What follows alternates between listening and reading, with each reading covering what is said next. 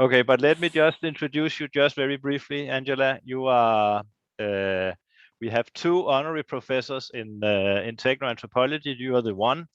And when is it next week? The other honorary professor will come. It's Peter Paul Fabik from University of Twente. But you are also a researcher at the Joint Research Center, the European Commission's research extension or something like that, and you are an expert in many things. Not only in participatory and citizen engaging methods, you are also an expert in do-it-yourself science, and also, and not least, of course, in a branch of co-production that we call post-normal science, or the extended science lens of co-production, which is a theory that we use here at Techno-Anthropology. So both methodologically and theoretically, we are very happy that you can contribute to our scholarly discussion here at Techno-Anthropology. So please, Angela, I hand it over to you. Many thanks, Tom, and many thanks for the opportunity to share some of the things that we've been busy with. As Tom said, I don't come from academia. I come from the European Commission, and I work for a service that is at the interface between science and policy. So we are not called researchers, but we are called scientific officers, although we do some research, but we do it in view of policy making. So I will just share my screen. So I will talk today about citizen engagement methodologies. So this is what I was planning to do today. So review a little bit methods of citizen engagement and also how they relate to political commitments, then some Q&A, and then I will introduce what I call an interlaced cycle for design and planning, citizen engagement, then some Q&A, and then a break, and then we would have an hands-on exercise on cybersecurity. We will do same breakout rooms, and then, I mean, of course, this will be very short, but then we will come to the plenary and have a discussion about that. So it's going to be you know, more practical than theoretical, but I will have the first part is a bit yeah, theoretical maybe. So I will do a recap on the Einstein ladder of citizen participation. I will talk about different types of methodology, and then I will also touch on online engagement, given the times we are living. So this is this couple of slides that I have added now to the presentation are meant for you to know where I come from. So I worked for a long time with Silvio Funtovic, who is the guy standing on the photo, and also Jerome Ravets, who is sitting. They are the fathers of post-normal science, as Tom described it, a framework of knowledge production.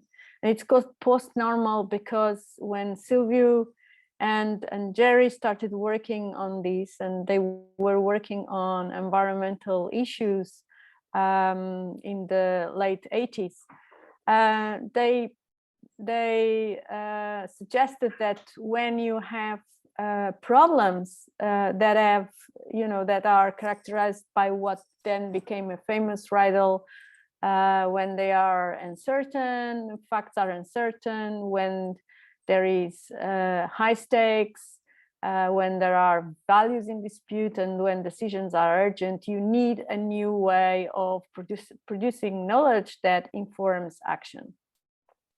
And they recommend that this new way of knowledge production is not done only by experts, but by what they call an extended peer community, that includes all those that affect or are affecting, the development of the issues and or the development of solutions, and so on. So, and this was in the middle of 80s. They have a famous paper from 1993 that really introduces the post-normal science concept, although they had talked about before that.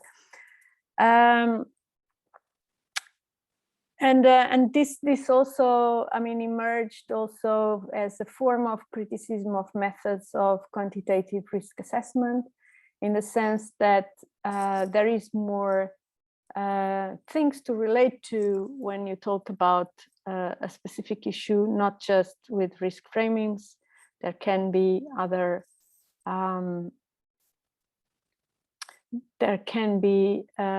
other ways of associating to a particular problem. And they also advocate to go from truth to quality to the extent that they recommend that solutions and action are fit for purpose and don't represent any kind of,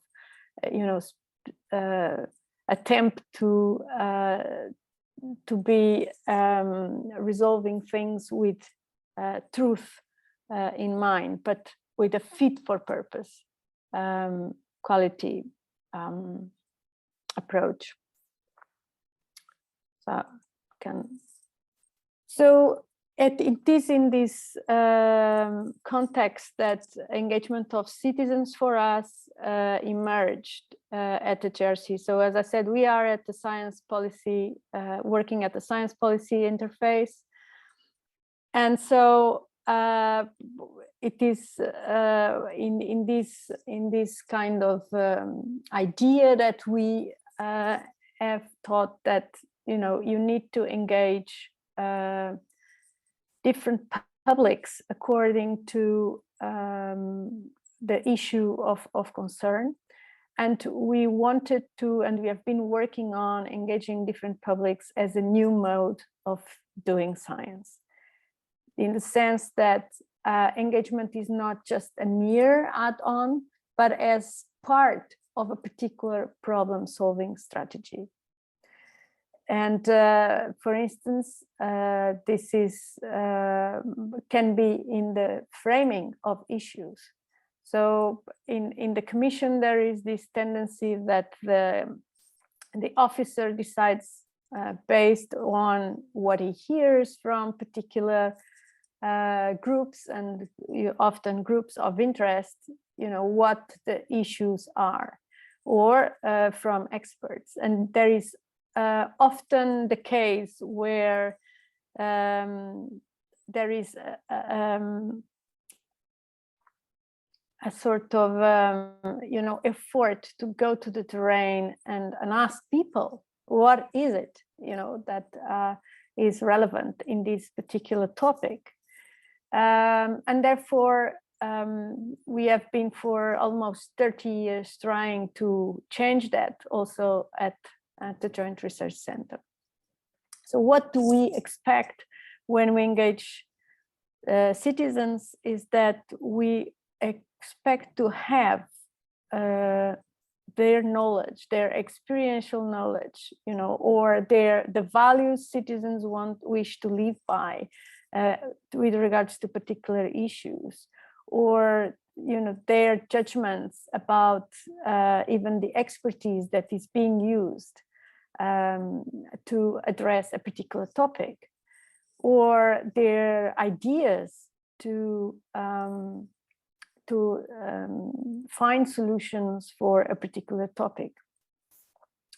So in our understanding of citizen engagement, we are not, seeking for opinions or seeking just for judgment, but we are seeking to engage the epistemic actor.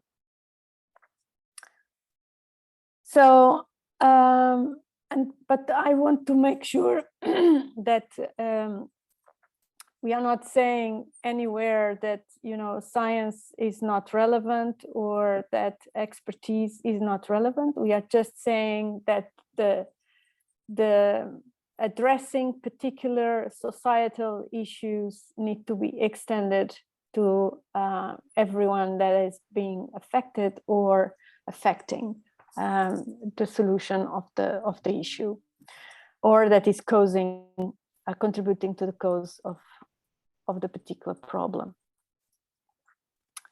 Now, when it comes to methodologies, I always like to start by this quite old ladder from Cherry Arnstein from 1969.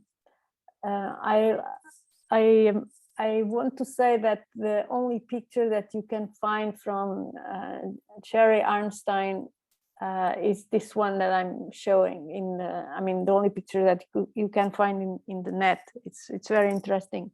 The ladder is everywhere, but her picture, it's only this one that you can find.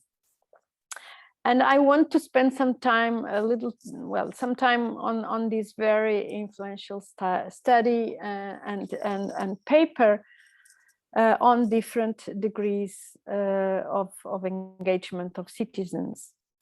She used to work in the US, the Department of Housing, Education and Welfare, and she published several papers on public administration and decision making. And the paper that I'm referring to is about public participation. And it's interesting that what she discusses there is shockingly relevant still today. And in some, we found, I have published a paper recently with another ex-colleague called Thomas Volker about collectives of citizen engagement in my institution. And it's interesting that, there are some things that don't go away. And what is more problematic is that there is little reflection about, when you say that you are engaging the citizen, what you are really doing. And so, so this is the famous ladder, and as you see, there are eight steps on this ladder. We don't usually consider, the first two steps even as participation. There is someone, yeah. The first two steps as participation approaches. So, manipulation and also some degree, what she called therapy of, when there is a problem that authorities call in people to try to understand, to make them understand why things were decided or not in a particular way. So the most common, let's say, steps that you see around that are qualified as citizen engagement start with level 3, which is informing, and then consultation, and also placation. But she rightly describes these as tokenistic approaches. First of all, because in informing, it's a unilateral approach, so there is no kind of interaction or any kind of discussion. On consultation, yeah, you ask questions, like often the commission has many sites for this, like for example, the Have Your Say, and where there is a questionnaire and you are asked to respond to some questions in relation to the proposed policy, but you really, first of all, the questions are the commission's questions and not necessarily your questions. And secondly, you also often don't know what happens with your views.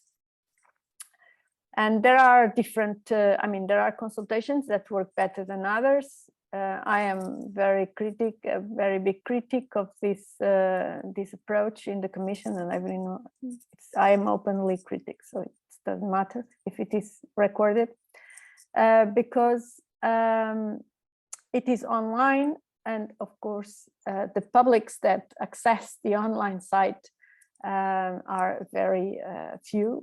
Let aside that normally nobody knows about this site. So and then there is also placation, which is a sort of a way of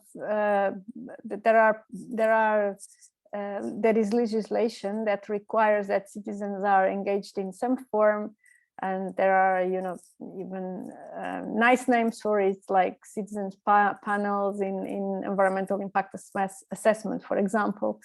But it's often, people are engaged often when decisions are already taken, so there is not really much to do there.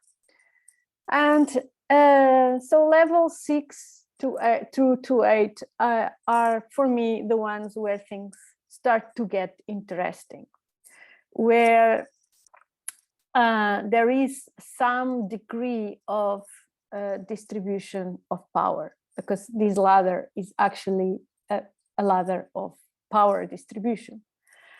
So it starts with partnership, or with delegated powers and citizen control. For example, the recently created citizens assemblies in Belgium, in the Ost-Belgian region, where there is a permanent body of citizens that actually decide also on both, the priorities, but also on the action to be taken at regional level. And it's a permanent body. It's people that are selected through sortition. So there is citizen control there of the politics in the region. Then in partnerships, you often this is when there are processes where citizens are called upon to contribute, to co-create, to co-design specific action that is relevant for them. So I think this ladder is very, very important for when you start doing citizen engagement, and when you even choose a methodology, because the way you want to engage your citizens, so that the methods that are chosen are not independent from the way you want to attribute power to citizens in citizen engagement.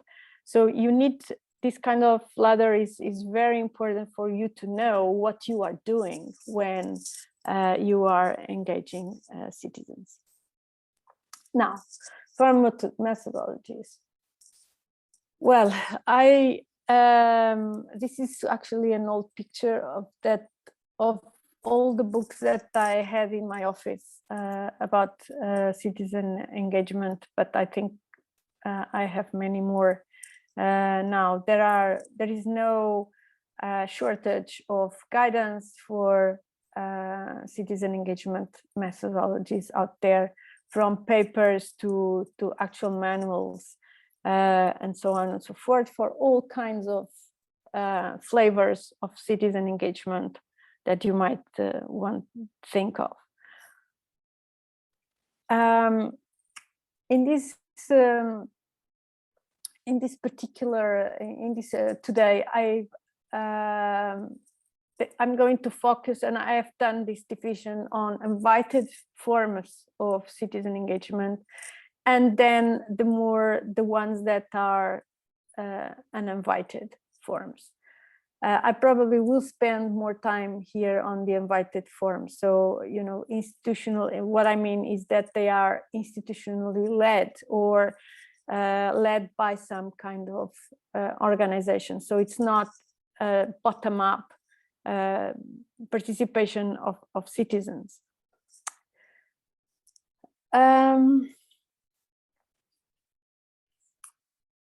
So in terms of methodologies, you find different kinds of settings, but in different kinds of methodologies. And of course, they are offline and online. So in individual settings, well, I have a lot of reluctance to call a survey a citizen engagement, but surveys sometimes help with, let's say, extending the citizen engagement to broader sectors of society. So I actually often here in the commission, what I've been trying to do in many very often is that what I propose is that they do some group citizen engagement through groups. So for instance, in different member states about specific the issue of concern and so on. But then with what comes out from these settings, you can test whether, you know, what is recommended or what the questions that come from these citizen engagement settings, they are widespread, or if it was just, you know, coming from this group, or if there are other things. So surveys can help with extending the conversations and in the sense that you can test out the outcomes. So in group settings, there are very different domains in which these methodologies make sense. Well, when you are in science, you talk more about social research, and there is focus groups, for example, is a very well-known methodology in this realm. But then if you are talking about deliberation, you are talking about, you know, it is still group settings, but what goes on in these groups is completely different, and the objectives is completely different, and also the political commitment is different. So for examples of these deliberation methods are citizen juries or citizens assemblies, and now it's very fashionable to do citizens assemblies. But there are other kinds of methods. When you are in more co-creation settings where, you know, you are exploring and co-designing together something, then you have other sets of methodologies. I just put here some methods that we have been experimenting with, like co-design methods, ethics dialogues, and featuring tours. And this, you also find that some methods are more focused on discursive approaches, and others are more focused on experiential approaches. So the focus groups. The focus groups were first used for marketing purposes, but they are, used now everywhere for research purposes. Usually these are composed of 6 to 12 participants, and these are facilitated approaches, so that you need a facilitator, a moderator. And it is sometimes by some authors viewed as a focused interview, or but also a discussion group. Sometimes you need other types of actors in the group. So, for example, you need to invite experts depending on what you are dealing with. You might also use different props, so you can have models, or you can have scenarios. I mean, depends on what you are discussing, but sometimes you need to bring in the object of your discussion. Focus groups are usually like 2 hours and a half, 3 hours encounters, but there are variations like in-depth groups where people can actually meet for a longer time over different sessions about the same issues, and of each session there is a new task to accomplish. Now, in terms of deliberation, so deliberative methods, I mean, there are many flavors of this as well. They are usually described with this idea of mini publics, because in deliberative methods, what you aim for is that the participants are randomly selected citizens that reflect somehow the demography of the area where these mini publics are occurring, and this can be national or regional or local level. So there are many flavors of it, like deliberative polls, citizens assemblies.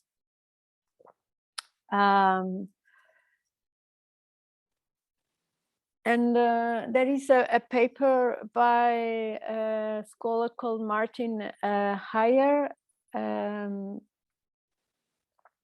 which he said that stressed the idea that of a certain institutional void, whereby the politics does no longer correspond to the institutional setup in place. So here you have a more or less restrictive definition of mini publics, but in the important thing here is that in deliberative methods is that they are anchored in a political process.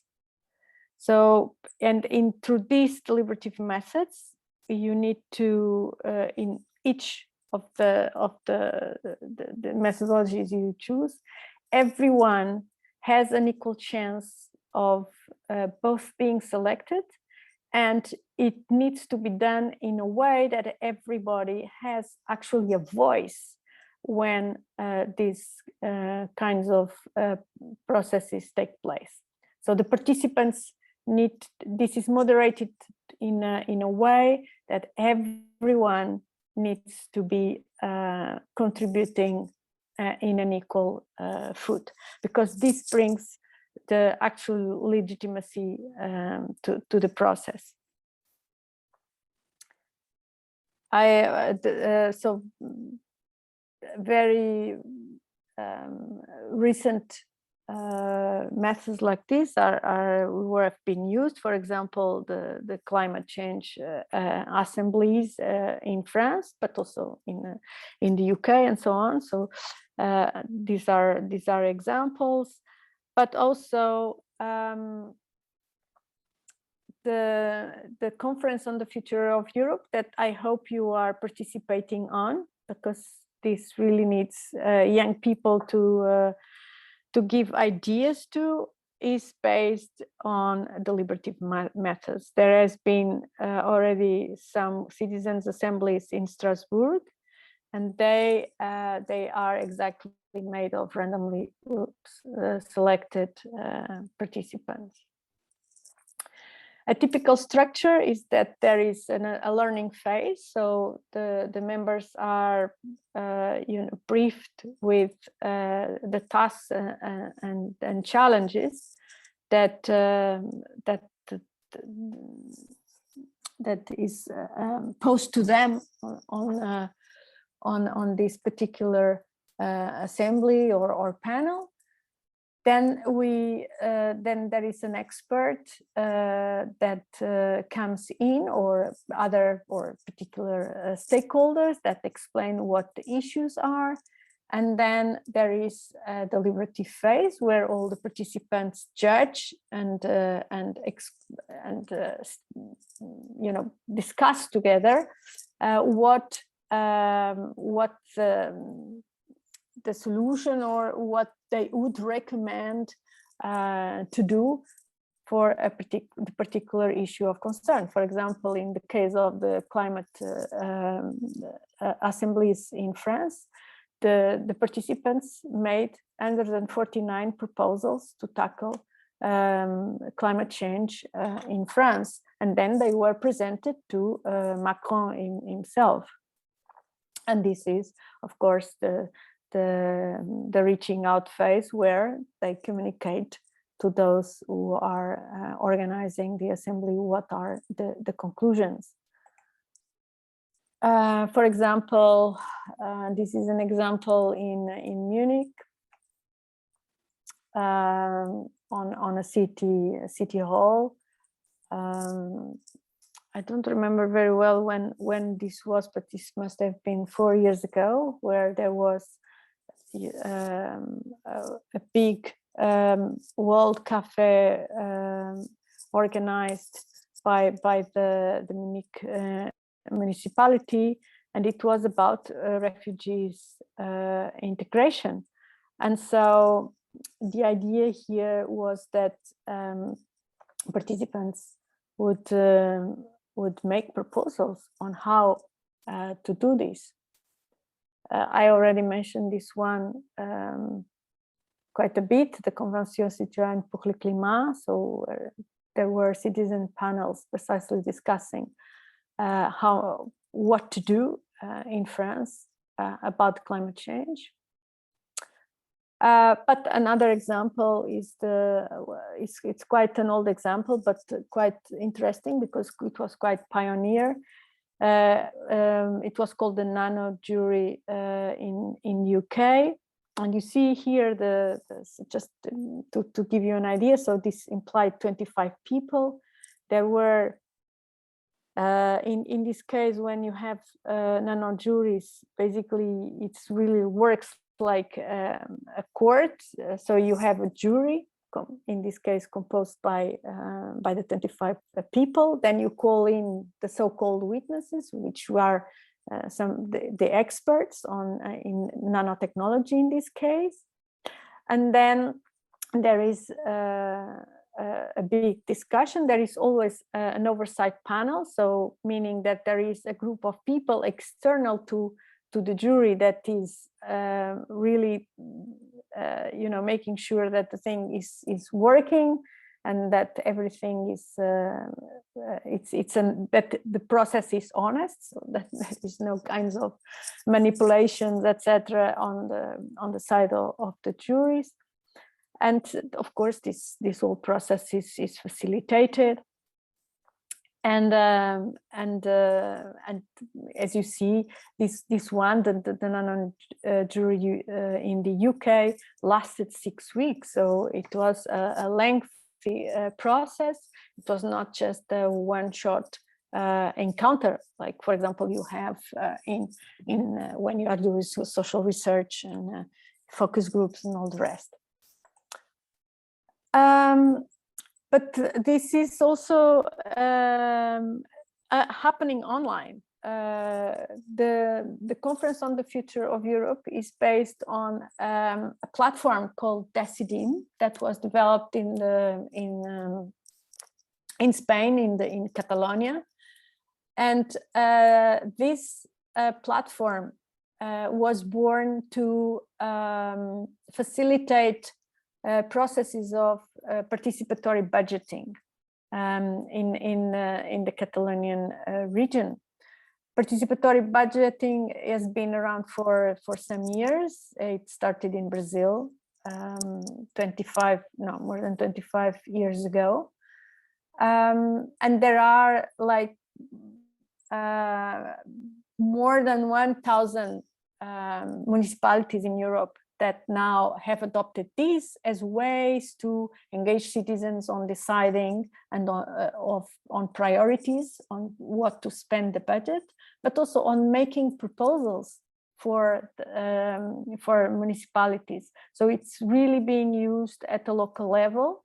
In some ways, some cases are more interesting than others, but in general, the principle is interesting. And so this platform here, Decidim, is one that is worth exploring as far as citizen participation is concerned at a local level. This actually is the platform that we are using for the Conference on the Future of Europe. Now on co-creation methods. So, for example, this this kind of methods really are based on co-design methodologies. It comes from the design world, and here it's. I mean, if you search in the literature, there is so many approaches to this, but the idea is to put citizens in the condition of, exploring a particular issue, so and a particular question that in the design world you call the building question, and to have the means together to find solutions. So there are no solutions proposed to the citizens that engage in these kinds of processes. So there is not this idea of judgment as there is in the deliberative processes, but it's more an open space for creating solutions for a particular problem. So in our work at the Joint Research Center, we actually have been exploring this as a way of developing policy, even the part of prototyping.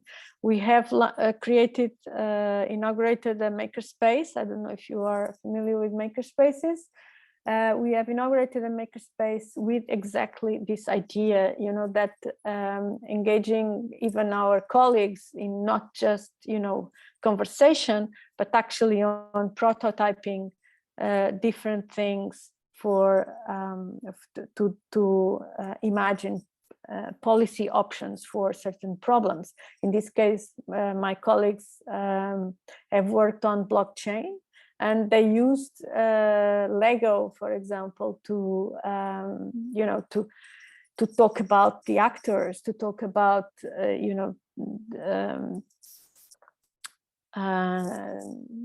different options and different technologies and so on, and to discuss all the issues. Lego workshops are actually a bit, you require professional facilitators to do this with Lego, but you can do, you know, in terms of co-designing with really tinkering and experimenting with things, you can do this with a lot of other materials. Now, some time ago, we developed this concept of material deliberation, and we developed this concept of futuring tours. And I explain you, giving you an example.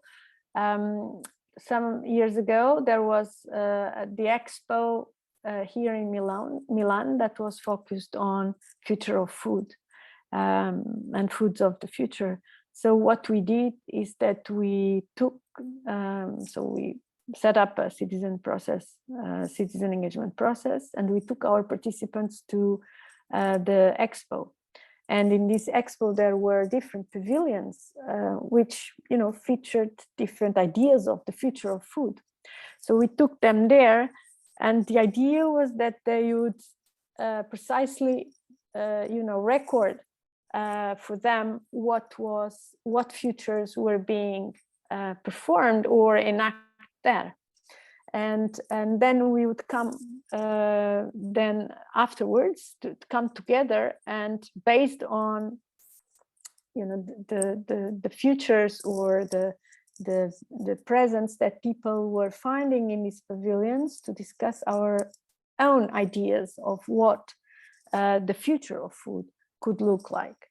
So that's one possibility. Another possibility is, for example, when we were discussing connected and automated vehicles, we wanted actually people to experience what the connected and automated vehicle is, not necessarily the tube you have in Copenhagen, but actually individual ones. But we didn't find that, but we said, okay, let's work with robots, so, you know, people understand, you know, the idea of the algorithms, and the idea that the decision of that are made in algorithms are made by people, and incorporate the ethics of some people. So the idea here is really to experiment with things before you make, you know, proposals or judgments, or you discuss even ethical aspects of the around the issues that you are discussing. Yeah, so this was an example of where material deliberation work. We were with Cynthia Celine, which is the person on the top. It was about finding nanotechnologies in the city, and we actually had people walking in the cities and finding different kinds of technology in the cities, of, you know, that could represent past, present, and future, and then imagine together how would we like our cities to look like. Yeah, this is the example I was giving to you about the food featuring tours. So people walking on it was based on photography. So what we asked people to photograph you know, things that for them were important for our discussion of food futures. So besides the walk, there was also a photography-based exercise, and then a discussion and development of scenarios as a collective. So people would gather together, and it was a scenario that was discussed by people. Here, for example, is work that we did around climate change adaptation. This is another kind of tour. So we wanted to talk about alternative water sources in the Canary Islands. So we took the participants around visiting different sites that represented water usage or water production and so on. And there were also people there that they could talk to.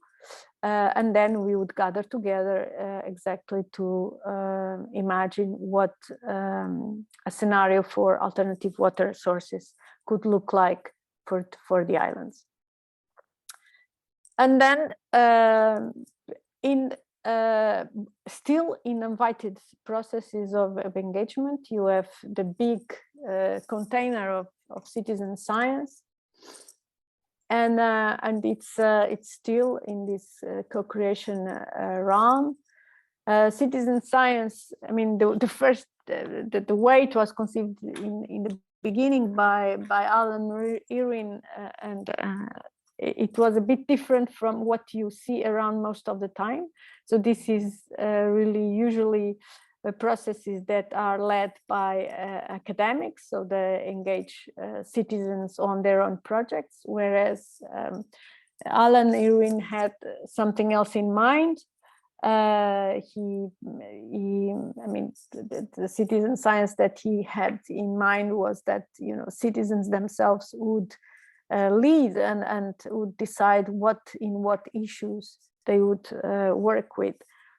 But yeah, this is a big container, and often it's about engaging citizens on collecting and analyzing data relating to natural world, but not only. I mean, there is big projects, for instance, about protein unfolding and so on. So. But it's really led by academics.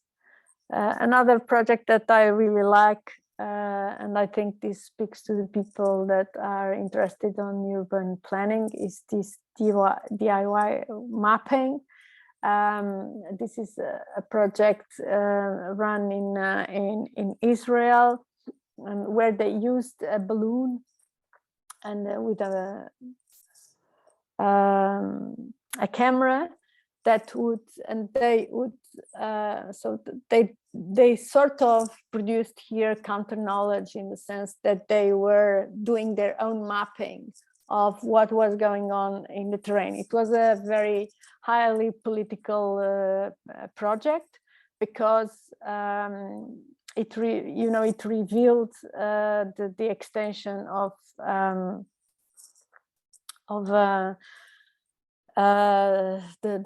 the new settlements that somehow were quite invisible for many people many persons of the public. I really admire the work of this woman, Ahit Kaisar. If you have the opportunity, explore it, because it's very good. And she, of course, she worked with different young people, actually. And they basically produced alternative maps. We have, I mean, at the JRC, developed an app for recording invasive species. So it's an app that everyone can use and use in their own, well, gardens, or they walk around and so on, and help mapping different invasive species in Europe. But that's another type of citizen science. Now, I'm going to conclude this part now, and with some few remarks. So first of all, I think it should be clear that the methodology that is used may or may not establish the degree of influence of the outcomes of the participatory processes. And it does not necessarily guarantee that citizens become empowered. I think this is very, very important to note. We could say that deliberative processes should, be giving decision power to to citizens. But and in some cases they actually do.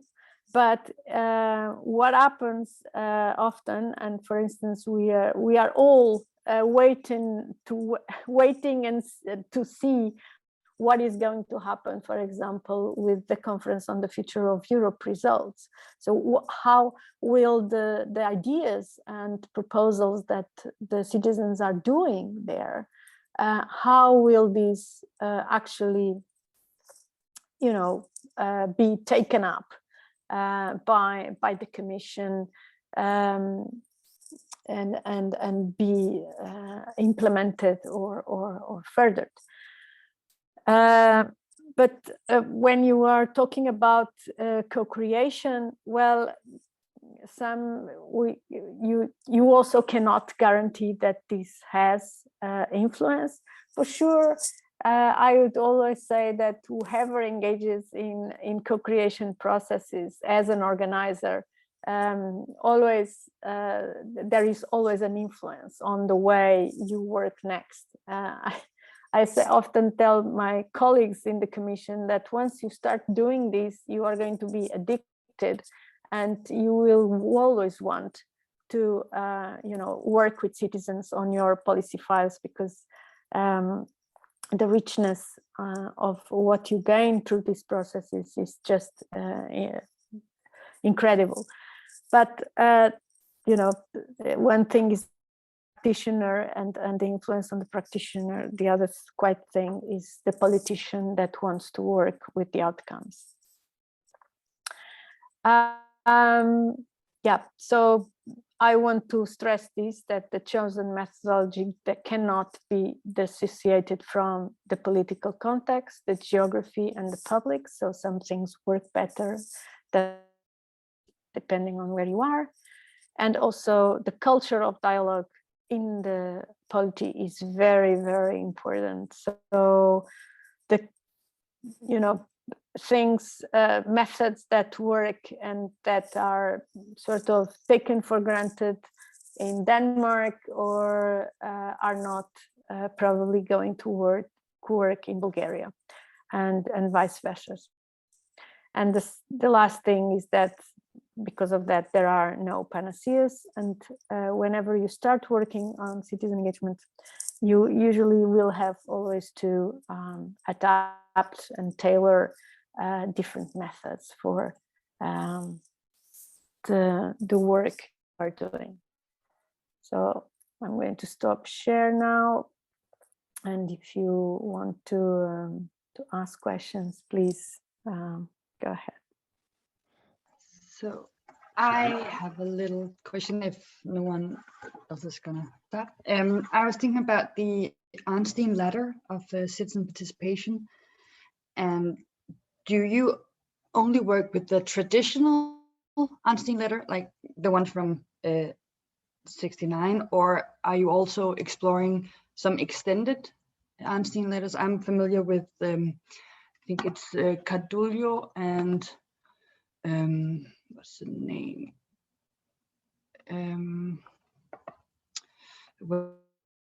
A scaffold from the Arnstein letter, so they have extended it a bit. Cardullo and Kitchen, it's from 2018.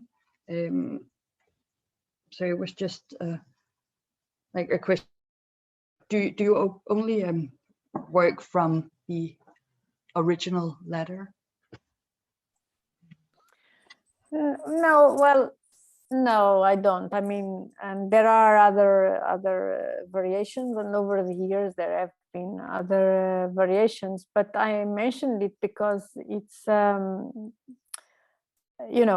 it's 1969, so these issues have been there for a long time and they've not gone away. That's my point, more than the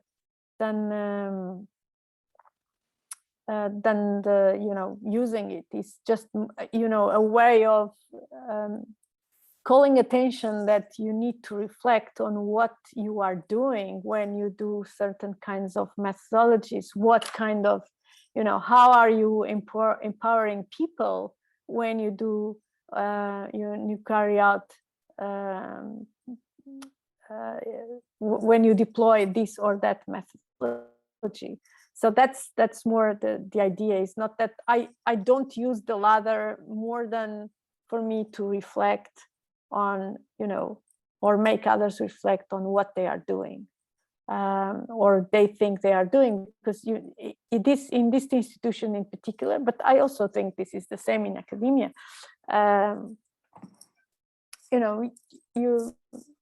But let me talk about this institution. People here think that because they put out there a mechanism for pledges for climate change, they actually are, doing any kind of citizen engagement, and they aren't, in that sense of empowerment, because giving, offering in a website that people do pledges will not solve the issues that we are facing. It's not a collaborative thing. It's not it doesn't help with creating policy making that resonates with people's ideas or people people expectations from the policy making world to solve such kinds of problems. So it's more for me a way for reflection, and I like to put this one because it is already from 1969 that is around, and we are still calling the information as citizen engagement, and this thing needs to be corrected. We need a new ladder. We have a question also from here. Would you like to? Hi. Yeah, thank you very much. That was very interesting.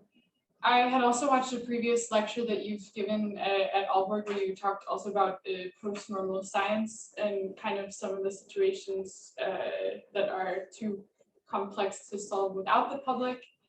And I know that here we've been talking a lot about like climate change or government structures that are kind of a little bit more long-term in setup. But I've been thinking a lot about, like, for example, Corona, where that was a lot of decisions that had to get made with a very short timeline. And some of my thoughts about this are like, how do we incorporate these methods that are often more resource or time in situations that don't have all the time or the resources, and or how do you convince people or governments or public assemblies that don't often want to dedicate the time and resources to this? I guess it's a two-part question, but I hope that makes sense.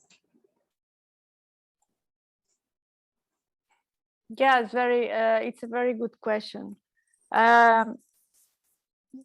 Well, in fact, it's interesting that when I live in Italy, and it was the first country that suffered a severe lockdown, and this was March 2020, and it was a very severe lockdown. So for many months, and the first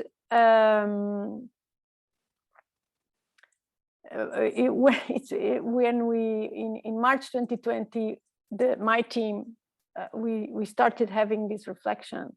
So what happens now with citizen engagement? Also because the public space that we are used to is no longer accessible, because if we want to have this discussion of engagement, we engage every day throughout the public spaces that we are in, right? We do things, and we engage every day. In an uninvited forum, right? But we do it every day. And then all of a sudden we don't have public space. So what happens to this idea of public participation, citizen engagement, and so on and so forth? Of course, gradually people, we ourselves, we had work to do with citizen engagement. And of course we went online and we started doing these things. But the problem, more of this, and I think COVID-19 really showed it, is that, you know, decisions were made also in relation to these lockdowns based on a certain type of expertise. And all the rest of, you know, the impacts of those decisions that should have called for other experts to come and talk about it, this work was not done, right?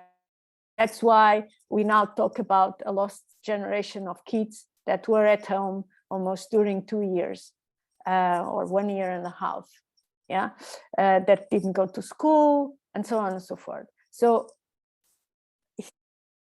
there, the issue was about not having at least all the expertise, but this expertise would only come in and became visible.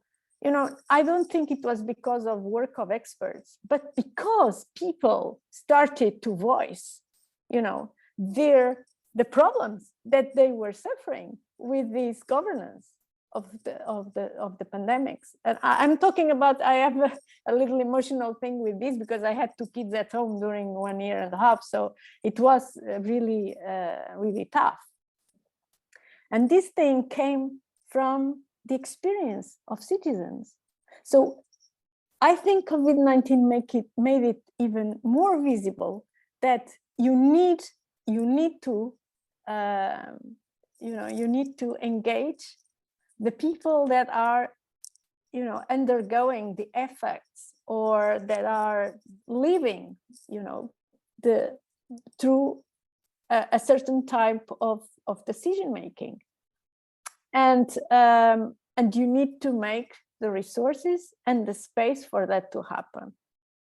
In the 6th of October, on the 6th of October, we have inaugurated at the Commission the Competence Center on Participatory and Deliberative Democracy. And I am the coordinator of this center. I'm telling you that this was possible because of these pandemics.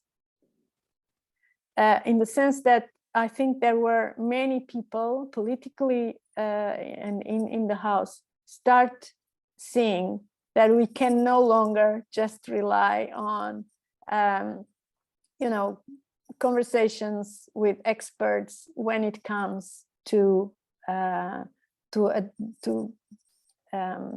formulate public policy. You need to extend this, and I think there is a better understanding of this. Of course, you need the resources, and you need to see these as something of added value for the quality of those policies and for the quality, in this case, of being policies that are socially robust and that resonate with what people really expect to happen, you know. So I think we have political momentum at the moment for this. I'm optimistic. I usually am not, but now I am optimistic that there is political momentum. And there is an OECD report published last year called the Deliberative Wave. If you Google it, you will find it. And there is in this report, there are more than 300 cases of deliberative practices in the world. And there is 100 of the cases are in the EU. And you see that there is more and more you know, effort and resources being put on that. The OECD is doing also an incredible work to advance this agenda, where, you know, create mechanisms and space where citizens are systematically and systemically included in the formulation and development of policy, or in the action that needs to be taken, because it's not just about the design, but also the implementation. So, and then the evaluation. So there are many steps at which citizens should be callable. But I don't know if I answered your question, but yeah, I think there is some momentum. I had a question as well, if I can butt in. So I was just wondering what happens, maybe it's a small point, but I was wondering what happens in sort of like the dynamics of responsibility when you take in citizens to make, like you said, you talked as well about the political spectrum. So I was just wondering if something could happen in like delegating responsibility to citizens, could that create some problems or issues? Or how do you go about solving that? Is that sort of like the facilitator of co-design's responsibility to kind of like deal with those issues if they arise?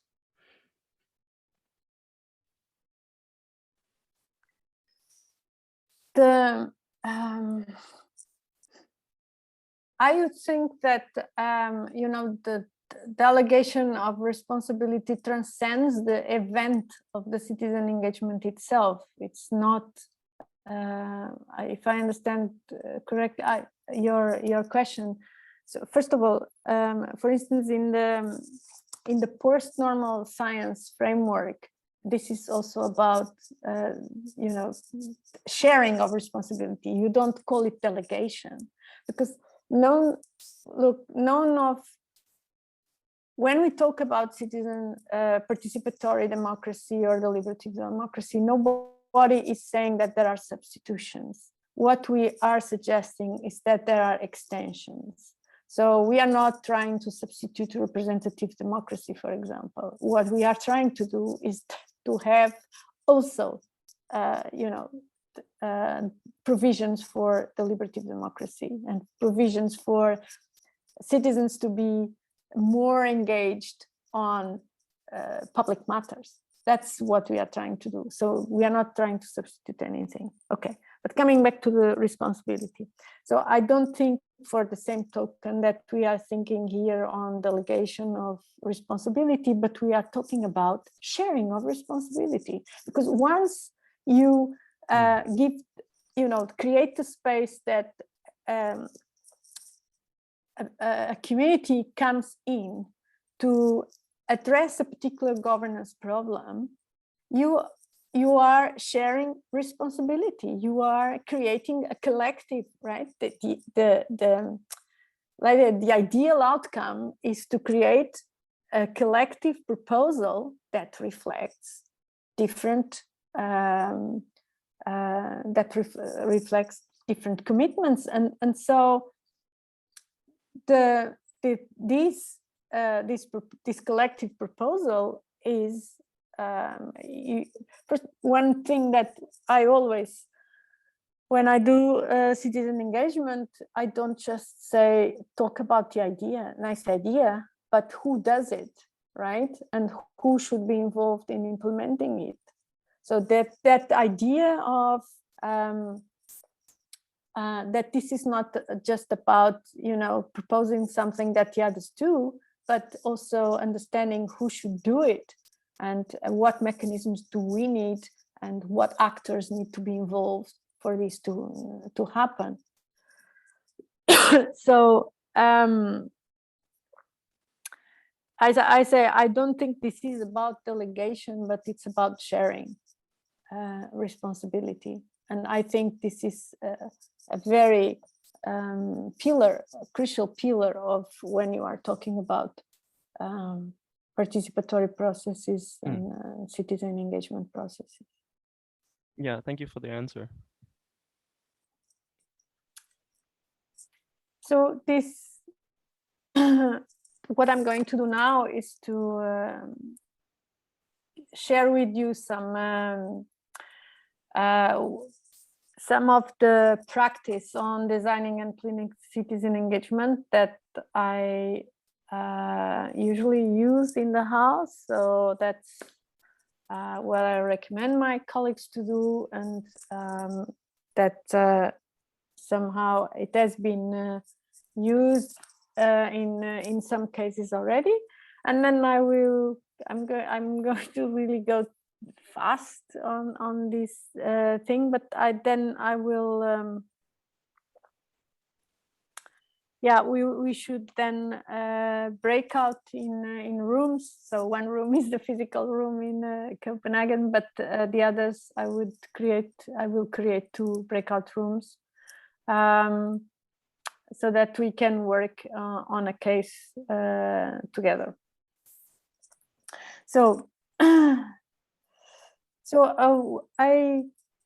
I tend to think about the planning process of citizen engagement as a sort of interlaced cycle, in the sense that, yes, there are steps to do things, but they are all dependent on each other. So there are many things to think about it.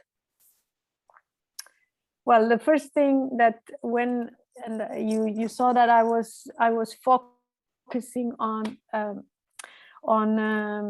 citizen engagement that is an invited process. So I'm not talking about all kinds of other kinds of participation, bottom-up participation, because that's not that's places from which we should take inspiration from, and it's also places where it's important that whoever is planning citizen engagement connects to. So also because in some cases, these are very important sites for partnerships and for advancing and a participatory culture, right? Because one thing I often say is that we are working these things, and we think that the citizen is out there waiting to be engaged, and there is a lot of things to say about that assumption. And then the second thing is that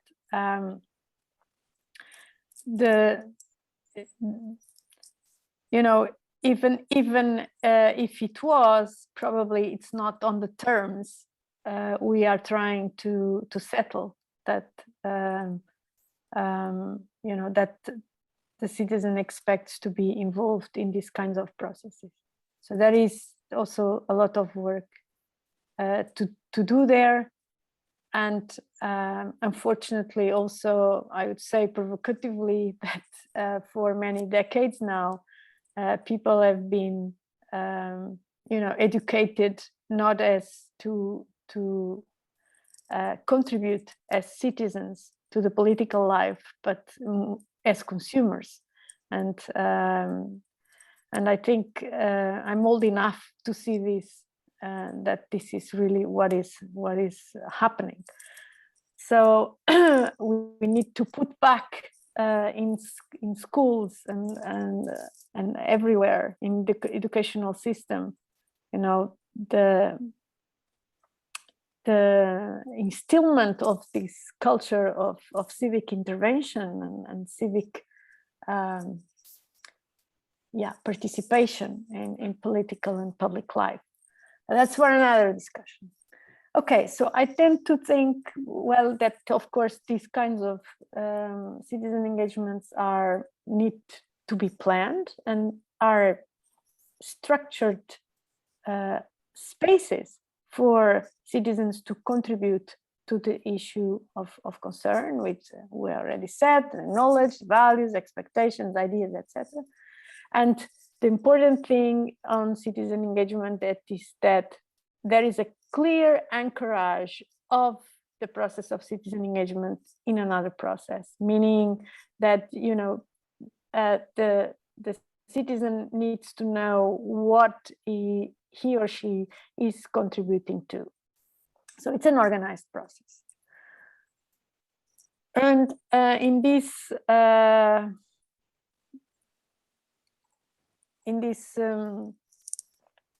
cycle that I am going to present, there are various questions that the organizer needs to be asking in order to plan it in an efficient way. So the question is why? Why are we doing citizen engagement, and why does the process I'm working with necessitates citizen engagement? Then another one is what? So what is the objective of the citizen engagement process? And then who is to be engaged? And then, and where should these engagements take place? At what level, for example, of governance as well, not just the physical where, but in the governance space, where is this going to happen? And then it's the how.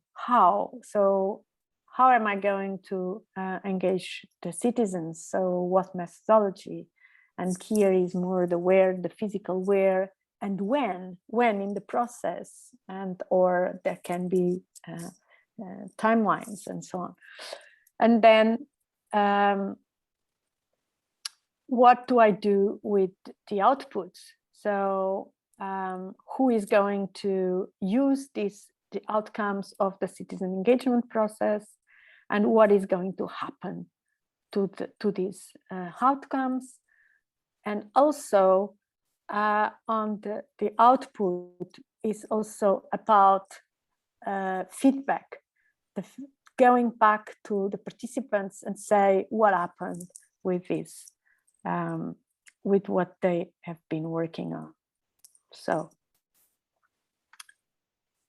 the phase, I have several phases to respond to this overall cycle. On phase one, it's about stock taking and it's about framing. For example, it's often the case where there is a study of the narratives that surround the particular issue that we are looking at. The case that I will ask you to work in is about cybersecurity. So there is a lot written about it, and there are many actors writing about it.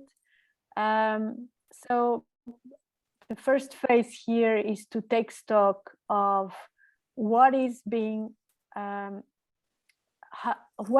said about this particular issue, and by whom, and into which medium. So it's often the case where we do media analysis, for example, but if it is an issue that is not new, that has been discussed in the literature, it is also important to go and see what are the pending questions and pending issues that have not been yet addressed through citizen engagement, and that are relevant for the particular situation where citizen engagement is being developed. So another thing is to take stock of the relevant contextual aspects. So study the situation. I mean, in the thing that the exercise that I am asking you to do today is about cybersecurity, and it has a scope, a wide scope. So it's not really, situated in particular geographies or in particular, demography even, but it interests everybody. But there are issues like, for example, local planning. This is very centered on the particular local context. And then, I already take stock of the engagements around the same issue. So what were the pending questions?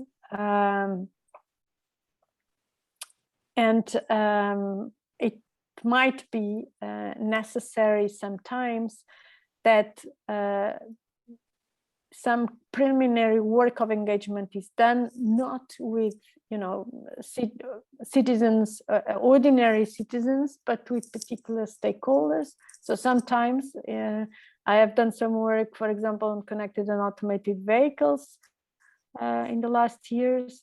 And before we did the citizen engagement, we actually interviewed many stakeholders in the terrain to understand and to sort of also validate you know, our study of the narratives around this topic that we were going to discuss with citizens.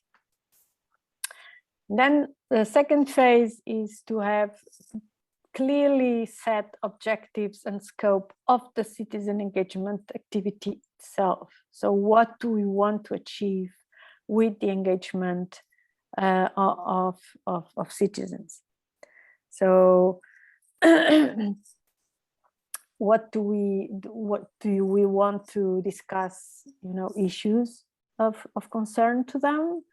What do we want to explore trade-offs in relation to some proposed or things that are around that could constitute action or solutions to the particular problem? Is it about developing scenarios for, you know, how we want to, for instance, our city to look like in 30 years' time?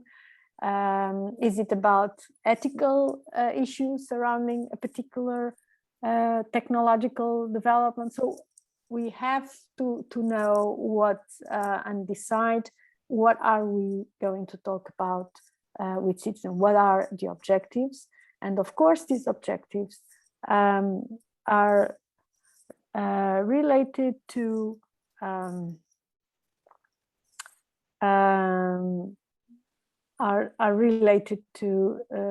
the particular request, and also related to your study in phase one of what needs to be also what needs to be studied and what has been studied already and what needs to be further explored. And in this phase is also about, so this determines the contract that you, and contract is a metaphor, but it's what are you going to tell your participants that what you, which is what you are doing. What are you looking for from them, but also what they should expect that the results of, or the outcomes, or that of the citizen engagement process, how will it be used, and so forth, and so forth. On phase 3, it's about identifying who should be in the citizen engagement. Are we targeting specific communities? Is this more appropriate to instead, you know, having citizens that are randomly selected and that have a particular resonance with the demography of the country or of the region and so on. So, and in this case, you need some kind of sampling, and the sampling needs to be representative, means that you need representativeness of participants for this particular demography. But this is not always the case, because if you are talking about particular issues that pertain to particular communities, for example, you know, if you are talking about coastal management, you might want just, you know, address the communities that live in this particular coastal region, and therefore you might opt for other kinds of sampling that are not even representative, but you might adopt what is called purposive sampling. But one thing that is important when you think about who is involved, you should also think about who is excluded, and you should be thinking about what you do about that. Often also when you think about participants, it becomes more and more normal that you have to pay a token for their time on the participatory process. This is not always the case, but especially when participants are recruited through sortition methods, so where you have actually professional agencies that recruit the participants, you will need to pay tokens to the participants. Now, the other phase is about deciding on methodologies, and there are a lot of dependencies here. The first dependency is precisely what I was talking about before, about, you know, what is the political context here? Are we talking about deliberation methods, or are we talking about, you know, just exploration, so co-creation? What kind of setting are we operating in? And then and of course the methodologies depends on the participants that you are having in your citizen engagement. It depends on the desirable outcomes. Is this about, you know, having a conversation and some recommendations, or do you want also to prototype stuff? Or and of course this is dependent on the issues that are under scrutiny. If you are talking about the future of, you probably want to develop scenarios. But if you are talking on, you know, very planning issue, for example, planning an area, you might want to work with maps and people, you know, redrawing some parts and so on. So it really depends on what you are engaging citizens to. Of course, it depends on the participatory culture and that exists in the place. Is it the case that often citizens are, you know, called to, for instance, to participatory planning? It's much so the methodological also the methodological choice also depends on that. And then the other thing is about continuity. So how the methodological choice maybe not actually just be, you know, one methodology, but some methodologies put together that guarantee a certain continuity. For instance, you can, like in the conference on the future of Europe, they are doing citizen panels, but then, you know, the results are published in the platform and other people can chip in and extend or contribute other ideas. And then it's the contingency, right? I mean, we had COVID-19. I told you that we went online for loads of these citizen engagement processes, but there could be other contingencies. So the methodology, of course, depends on that. It's not quite the same thing of doing, you know, scenario development work when you are in a room all together than when you are online, each on its his or her computer. And of course, for me, key issues are moderation. So you have to think about what moderation is needed. The cost is also very important. Some of these, some engagement exercises are very costly. The time you have available, so the methodology also depends on the time you have available. I insist very much always that the language is the language of the country or where the citizen engagement is taking place. So, you know, it's even the Conference on the Future of Europe is doing a major effort on translation so that everyone can speak their own language. And of course, here methodology depends on continuity, number of events. Phase 5 is more on implementation. So how are we going to implement these? So where are we going to implement these? Is this you know, in a physical space? It's online. So it's the number of events. So you need to know where it happens. Then you have to draft a call or an invitation, or you need to, well, in any case, there is always an invitation. So even if you have an agency that is recruiting participants for you, there will need to be, very practically, you need to draft an invitation with this idea of contract in mind. So what are people invited to, and what explain exactly the process. You need a choreography for the event. If it is, in many cases, you need to develop materials for these citizen engagement events, which can be from very presentations, but can also be, things that people work with. Like, for instance, if you do a Lego workshop, you will have to provide the Lego kits. But if you are working with, for example, models, you might want even to have people experimenting with the models. It really depends.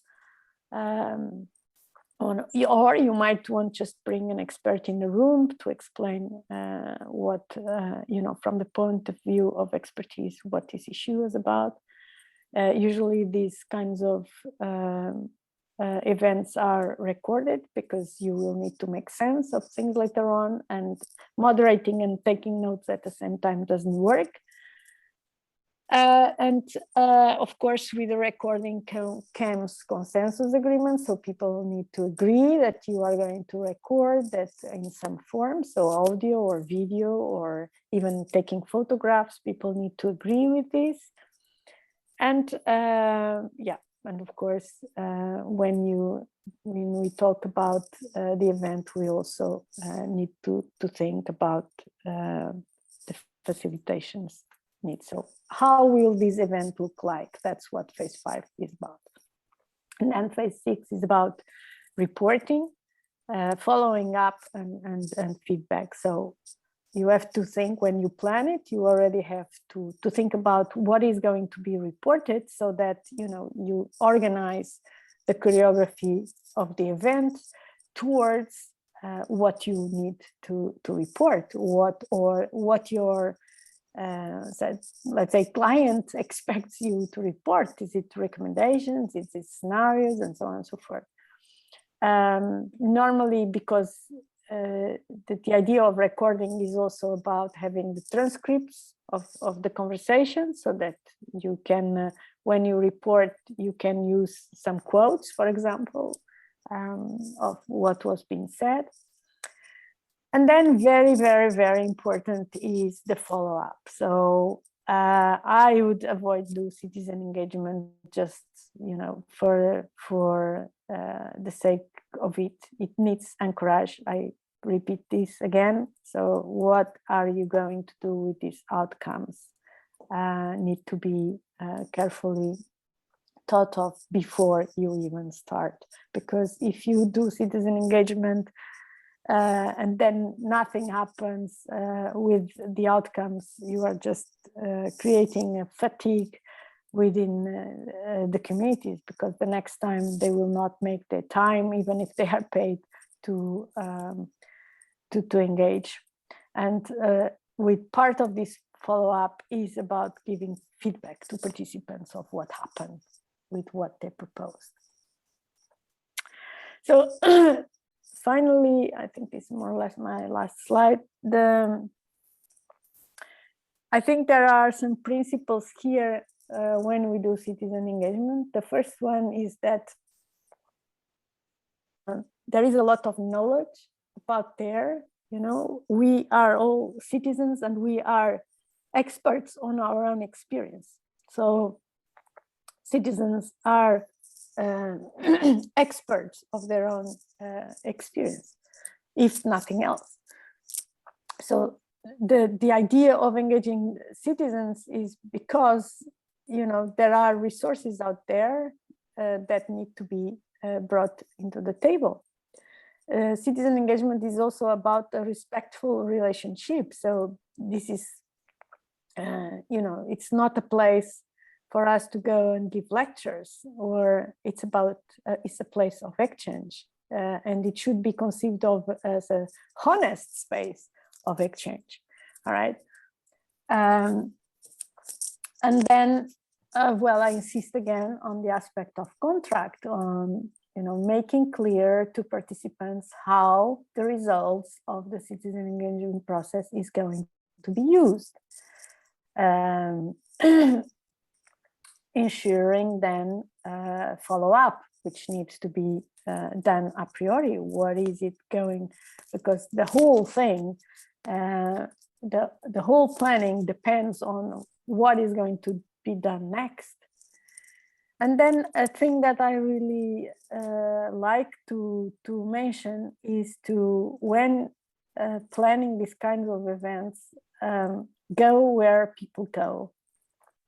We have several experiments in the Commission about using libraries, using museums, and other public spaces, maker spaces, for example, and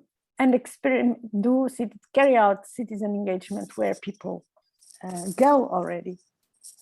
That's my preference. Sometimes, I mean, you need to create artificial places. Well, there is the famous town hall, no? where citizens are engaged in matters of their concern relating to where they live. But this town hall is a place of authority. And so I recommend, places where people go in equal foot. So that's something that you could take into consideration. And then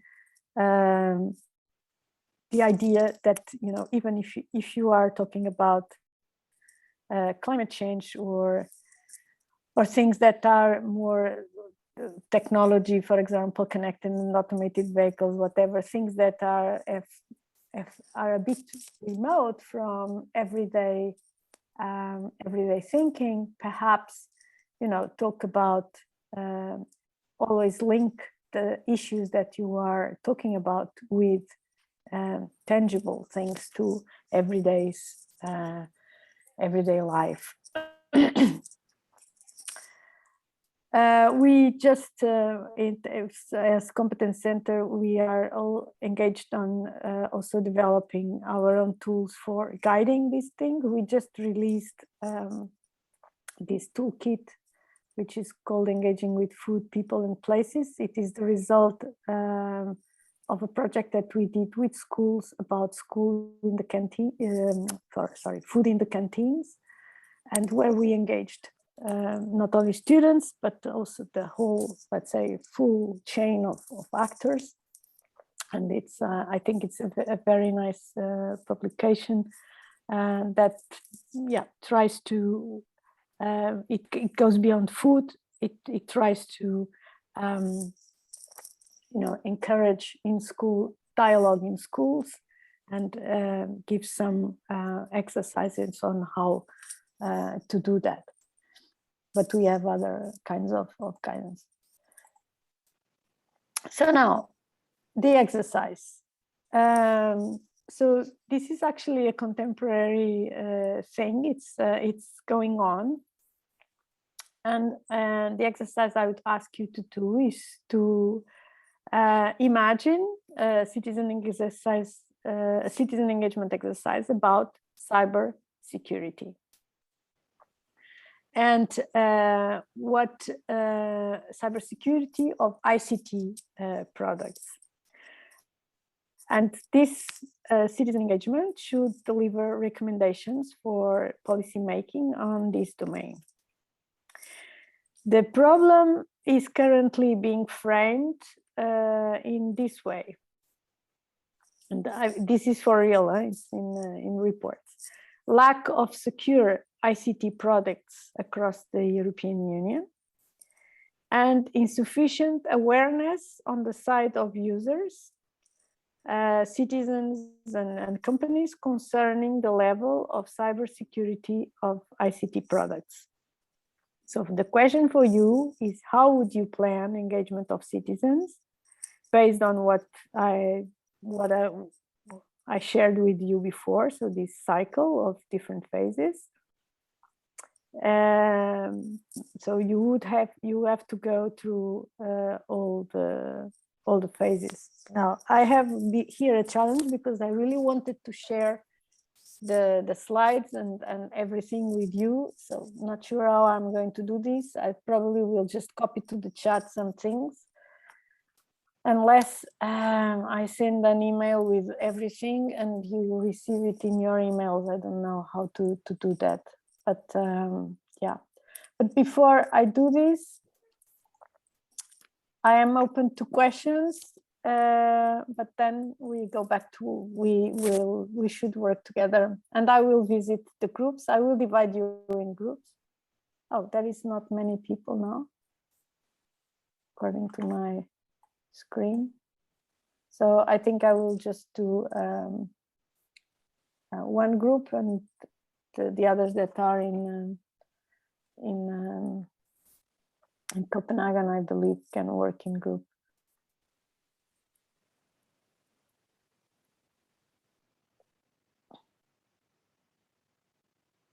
Yes, exactly. You are doing the exercise physically.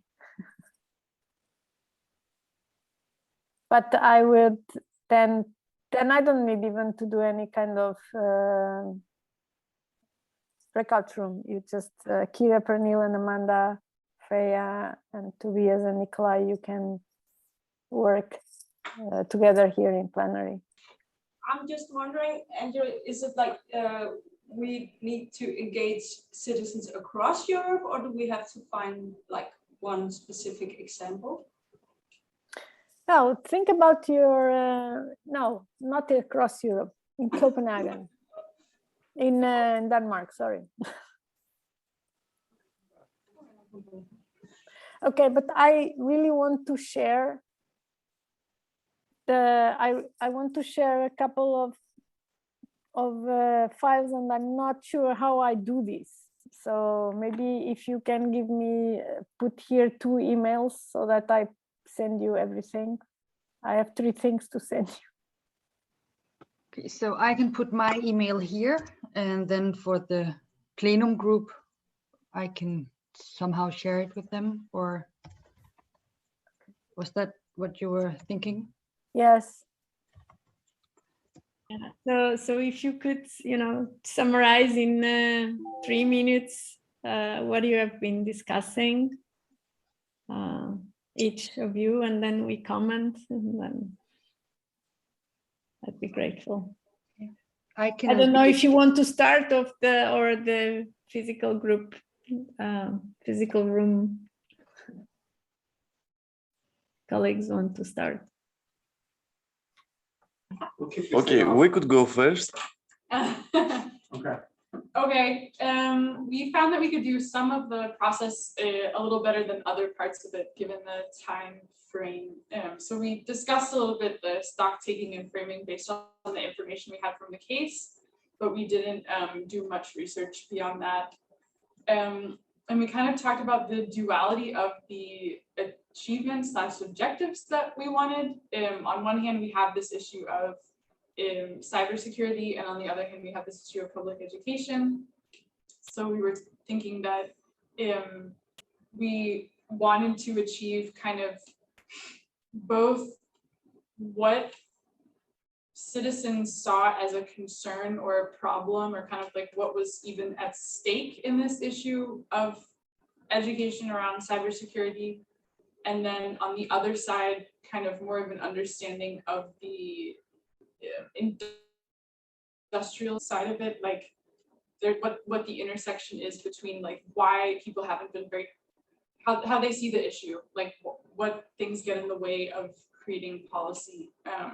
Are they worried about like limits on competitiveness or innovation or things like that? So they had kind of like a 2-part process. And within that, we were looking at, for example, participants, like the public side of it, we would probably do more of like a mini public style engagement process and use insights from that and bring it to this sort of policy, kind of more political level engagement process, which would include like companies and industry experts and security people and unions and designers and business, and kind of talk about how we could go from there, and that the outcome would be, depending on what people saw as a concern or problem, both a policy recommendation and something on the citizen side. Maybe it is just policy as well, but maybe there's something else that would come out of it, like education awareness campaign or something else we could enact, but that would be kind of up to what they thought was relevant. Anything else? That's as far as we got.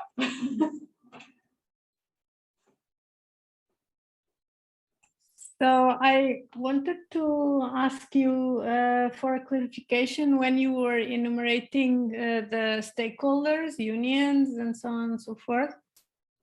Was this the people you would engage with, or are these the experts that you would bring? I didn't get it. Right. We kind of were talking about how there seemed to be two groups that we needed to engage with. So first is like the citizens, and there we would look for more of like a mini public style engagement with a diverse sampling of individuals, because we think that it pretty much touches most people living in Denmark. So we would try to get as broad of representation as possible. But then in order to make policy, we also wanted to combine that with kind of a lot of other parties that are involved with ICT. So I guess they could be experts, but I guess they're also the people that we need to be asking about, because, for example, if we say a policy about data protection, but companies are saying then they won't be able to be competitive, then that wouldn't necessarily work. But I don't know how we would frame that. Is that public or not? Well, that is more the domain of stakeholder engagement. Okay. All right. And so it's another process. So of course you do this, but this is what these policy institutions do all the time. They do stakeholder engagement. So we would focus more on our first part, which was so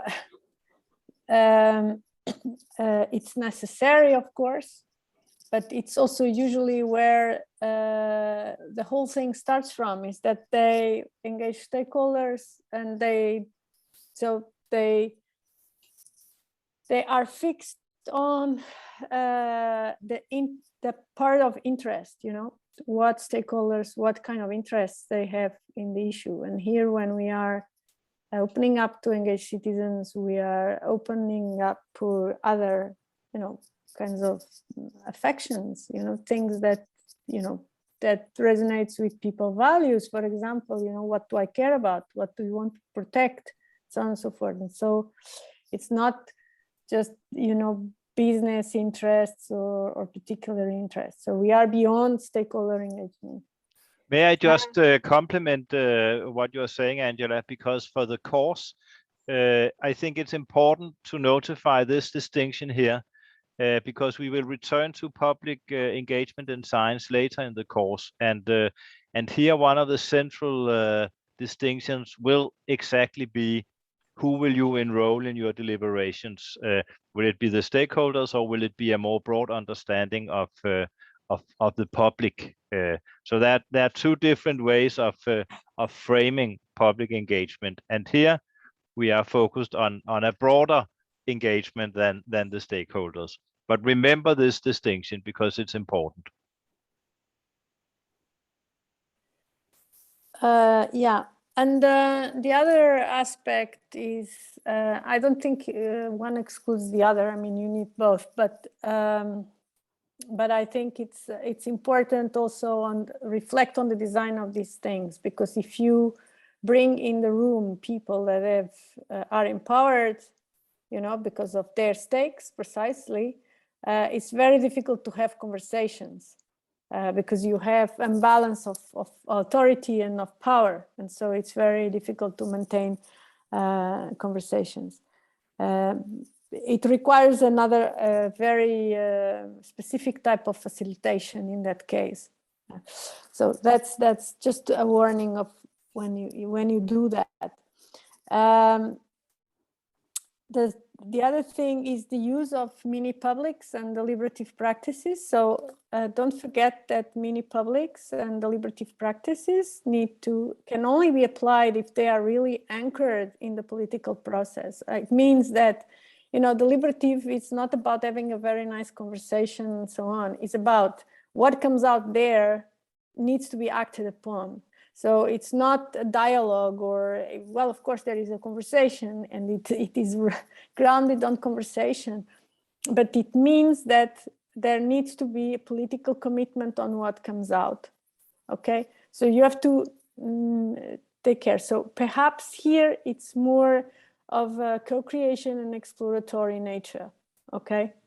Or you could say, no, I'm sorry, you commission, you have to you have to stick to a deliberative process. We decide on what kind of, you know, policy topics you should be, policy strategies you should be focused on. It's also possible, but just a warning, okay? And then, yeah, I showed you the two framings. These are for real. I mean, these are in the reports. And so, but I give you an example. I was given the task of doing citizen engagement about connected and automated vehicles. And when I arrived in the room, you know, people basically hijacked my agenda because people didn't want to talk about the technology. They wanted to talk about the broader aspect of mobility and the economies that are connected to mobility. So, and this is, I mean, it was not a mistake, but it's something also to happen. Note that when you organize citizen engagement, you go with your little thing that you want to discuss and you arrive there and, you know, people want to open that box. Why are we, and the question is, why are we talking even about the technology if the broader issue, you know, is much, it's much broader, this issue. And you are already, you know, assuming that you are sort of coming with the assumption that technology will solve the issues that people are concerned with, okay? And so people don't resonate. So you have to open up, okay? And that's good. That's not bad. That's very good, okay? So that are my comments, and of course it's short time. You would need 2 weeks or something to prepare all this. So you were very brave on thinking already about so many issues with this. So I'd like to move on to the second group. Is that us or the Aalborg group? Pernil. Yeah, then we'll go. Yeah. So we didn't get specific or that much specific. We were also discussing a lot about the framing of the problem in the text, because you have problem 1 and problem 2, and what came into our concern was that some what was it in the first workshop, that it was argued that some users cannot be made aware of cybersecurity concepts. Like, so there, why is there a thought of some people not being able to grasp the cybersecurity concepts? So we wanted to address the education of cybersecurity more than the products. That was a bit more what we talked about, that we want to identify the gaps in regards to the little or the education in cybersecurity that is already now, and like how is that translated into the citizens, and what do they understand when we talk about cybersecurity? Is it like, so we were talking about both the technological literate and the technological illiterate, and how they would talk about what is the vocabulary about it, and how are people, like, please just jump in, people will help me. Yeah, I think or from what I kind of got from it was as well that we kind of had the idea of how, I mean, we didn't get specific again, but we had the thoughts about how could we like sort of structure this space and where we could discuss and identify sort of like values and expectations and understandings, right? Because again, like we saw in the two problems, they're like formulated in a very specific way that assumes a lot about the users, I think, or yeah, in a very specific way. So we kind of thought, how do we get citizens in a way that we can understand their needs and their values, right? We also had this discussion about education as well, that I find that it's sort of like a gray area sometimes, because like I think you said it yourself that we don't want to lecture people, but we still want them to be informed. So that's kind of like a line that you need to tread, I think, without lecturing people. And we talked about which, I mean, yeah, we had the discussion about who to involve again, and I think it was Pernille who had a good point about maybe we shouldn't consider, or maybe we should consider not having the experts in as well. But then again, like pull them in at a later time, so we would have that like conversation with the citizens or the users only, and then maybe we could use that data generated at a later time somehow. Also, when we talk about what we want to discuss in regards to the objectives, then it should be the issues that the citizens have. But then again, if you as a citizen don't know what your issue is in regards to cybersecurity, then it's quite difficult to talk about. We talked a bit about like translating these terms in a way that's digestible by larger audiences, and also looked at potentially having like an output as being some sort of social marketing scheme in a way that through citizen engagement, we could isolate what type of verbiage or sentences connect with different people. So, you know, we have one group of technologically illiterate, and then we have another group of people such as ourselves who are technologically literate but aren't made aware of these kind of more technical situations. So it's kind of a few buckets there of how to translate this into a way that can be understandable by a larger audience. Yeah, so adding to that, I don't think that we would be in this deliberation methodology, like maybe more over into the social research or creation as to how we have framed the issue, or as what we see is the issue in regards to that.